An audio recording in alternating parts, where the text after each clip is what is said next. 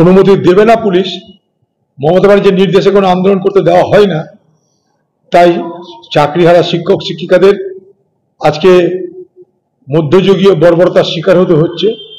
আহত হওয়ার পর, রক্তাক্ত হওয়ার পর তাদের হাসপাতালে পর্যন্ত যেতে দেওয়া হয়নি, আপনারা জানেন।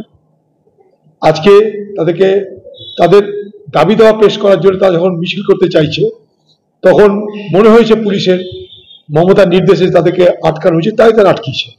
শিক্ষক শিক্ষিকাদের উপরে যে ধরনের অত্যাচার হচ্ছে, আমি অবাক হয়ে যাচ্ছি। একজন শিক্ষক তার মধ্যে মারা গেলেন, তাদেরকে আজকে সরকারকে উত্তর দিতে হবে কেন এই মৃত্যু হচ্ছে।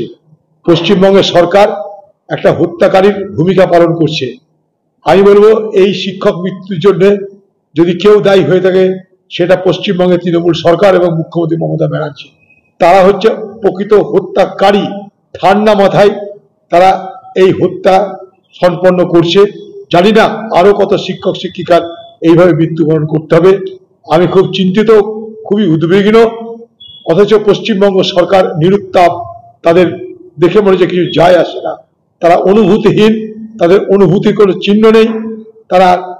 তারা আজকে এক নির্মমতার চূড়ান্ত নিদর্শন স্থাপন করছে এই বাংলার বুকে।